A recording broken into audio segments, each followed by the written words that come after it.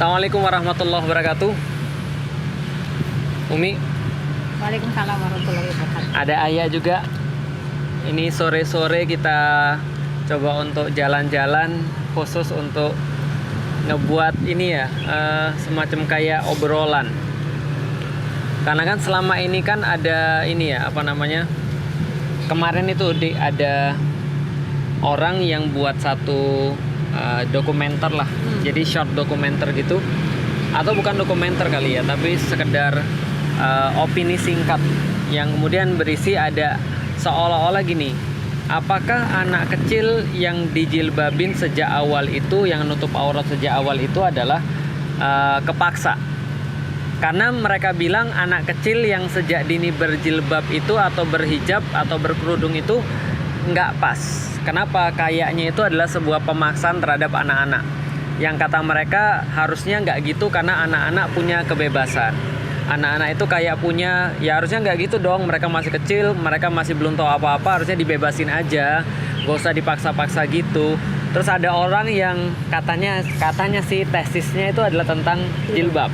Tapi bilang harusnya nggak gitu karena nanti mereka bilang karena nanti katanya anak-anak ini akan merasa berbeda daripada yang lain dan akhirnya mungkin meremehkan yang lain. Kira-kira menurut Umi gimana? Sebelumnya Abi mau tanya dulu ya, Ayah kerudungan dari kapan? Nggak tahu, jawaban terlegend.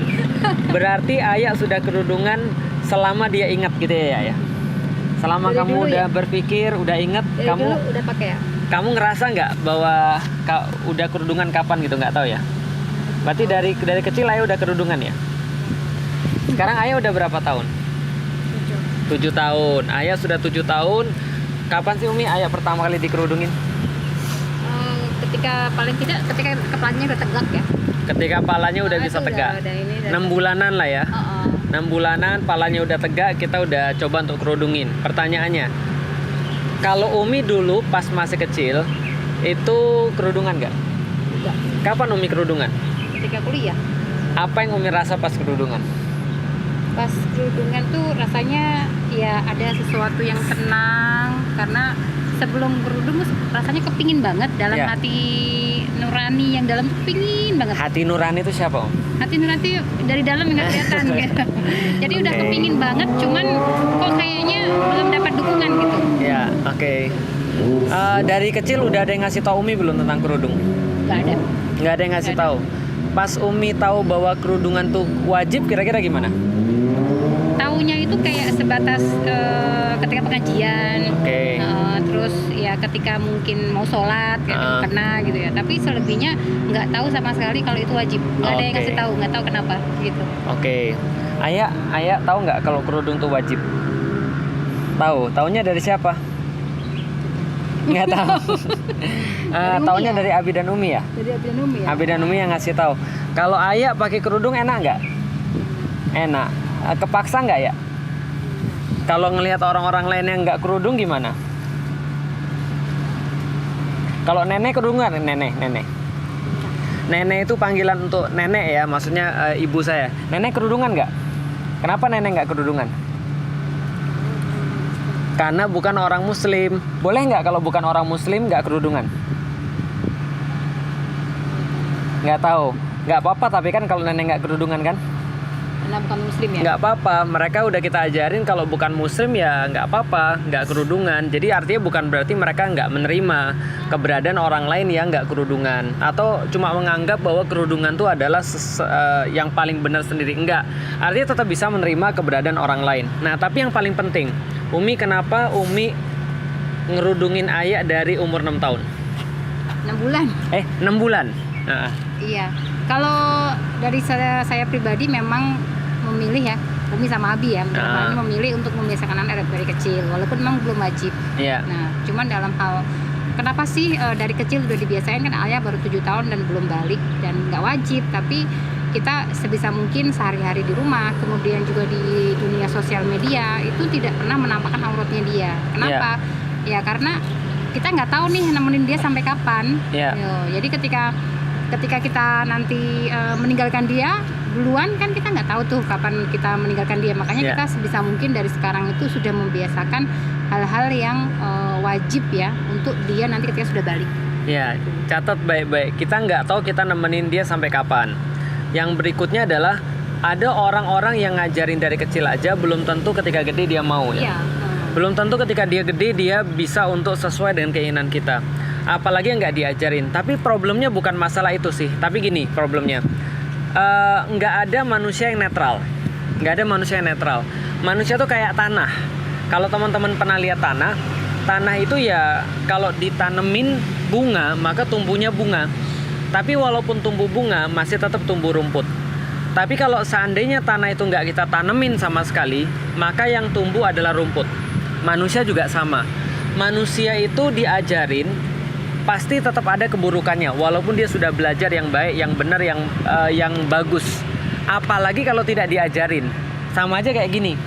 Ngapain sih dari kecil orang sudah diajak pergi ke sekolah? Kan harusnya kan belum bisa belajar dengan efektif dan efisien. Ngapain masuk playgroup? Ngapain masuk SD? Nanti aja kalau lagi perlu untuk belajar komputer baru belajar komputer. Kalau lagi perlu marketing baru belajar marketing. Ini adalah pemahaman yang sama sekali salah. Kenapa? Karena yang namanya hasil itu tidak instan. Karena itu pembelajaran juga tidak ada yang instan. Karena itulah juga pelatihan itu nggak ada yang instan. Namanya habits itu ya dari kecil. Namanya habits itu ya dari awal. Kalau dari awal dia tidak dibiasakan ya dia nggak tahu jati dirinya sebagai seorang muslim, jati dirinya sebagai seorang muslimah, jati dirinya sebagai seorang yang punya aturan, yang taat pada Allah. Itu harus dari kecil memang ditanamkan. Kalau ayah gedenya pengen jadi apa? Pengen jadi dokter. Dokter yang apa ya? Dokter apa ya? Dokter apa Ya? kemarin Ayah bilang? Dokter apa? Oh nggak tahu. Dokter yang? Dokter gigi ya?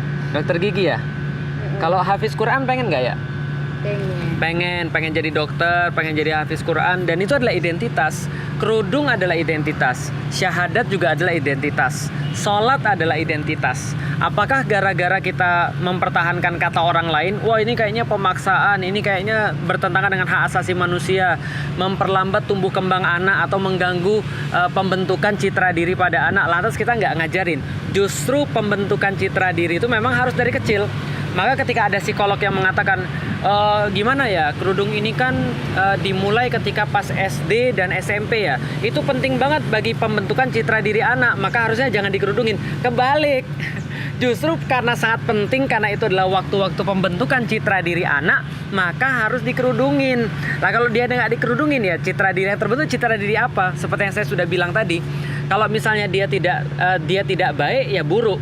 Kalau tanah tidak ditanemin tanaman yang baik ya akan tumbuh tanaman yang buruk. Makanya kita perlu untuk ngajarin anak-anak kita dari kecil. Artinya kalau kita nggak nanemin mereka dengan citra Islam, identitas Islam, maka nanti dia akan ditanemin oleh orang yang lain dengan citra-citra orang lain yang belum tentu saja pada bapak dan ibunya.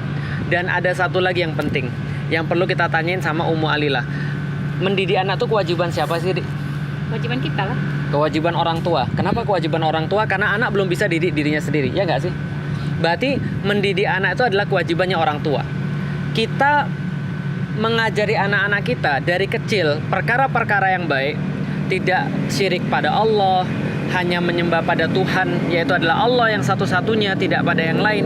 Karena kita bakal dimintai pertanggungjawaban. Karena kita bakal ditanyai oleh Allah nanti apa yang sudah kita lakukan untuk anak kita. Jadi ini bukan masalah dia yang ditanya, tapi orang tuanya yang ditanya, gitu loh maksudnya. Jadi artinya ya gimana ya, kalau ada orang bilang wah itu adalah pengekangan hak asasi manusia, kecil-kecil udah dikerudungin, itulah yang nanti akan ditanya oleh Allah kepada kita sebagai orang tua. Jadi artinya teman-teman sekalian, sholat perkara wajib, tutup aurat perkara wajib, zakat perkara wajib, puasa perkara wajib, maka itu nanti akan ditanya. Andaikan suatu saat nanti Anda mau beralasan apapun, psikologi apapun, tayangan apapun, dengan alasan apapun, walaupun skripsi Anda tentang jilbab tapi Anda tidak berjilbab, skripsi Anda tentang tutup aurat tapi Anda tidak tutup aurat, skripsi Anda tentang sholat tapi Anda tidak sholat, Anda tetap akan dimintai pertanggungjawabannya oleh Allah Subhanahu wa Ta'ala. maka kita semua di sini sedang mempersiapkan bagaimana cara bertanggung jawab kepada Allah Subhanahu wa taala. Yaitu adalah salah satunya dengan dititipin anak kita yang pastinya kita akan, ya kita sayang di dunia juga kita akan diminta pertanggungjawabannya di akhirat. Kalau ayah ada nggak ada pesan-pesan nggak buat teman-teman ayah yang kerudungan dari kecil? Ayah mau ngomong apa? Nggak ada ya. Kalau ayah sama orang yang kerudungan dari kecil senang nggak? Tapi kalau sama yang nggak kerudungan tetap mau main? Mau dong ya. Mau nggak main? Mau tetap. Jadi nggak ada masalah. Islam tuh toleran banget, dan kita tidak menjudge orang bahwa yang kerudungan lebih baik daripada yang nggak kerudungan, tidak. Tapi yang jelas yang kerudungan berusaha lebih taat kepada Allah. Itu aja yang kita kemudian tanamin pada anak-anak kita. Jadi tetap yuk berhijab, ajarin anak-anak kita menutup aurat sejak dini. Karena kenapa? Karena kita nggak tahu kapan Allah memberikan kita waktu untuk bisa mendidik anak-anak kita. Bisa jadi besok kita sudah nggak ketemu mereka lagi, bisa jadi mereka yang besok sudah nggak ketemu kita lagi.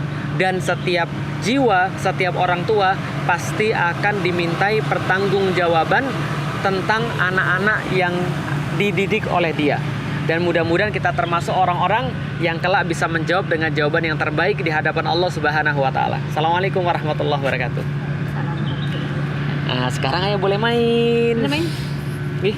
Main dulu, nanti kita ke tempat potong rambut. Foto berdua dong, Bi, sama ayah, Bi.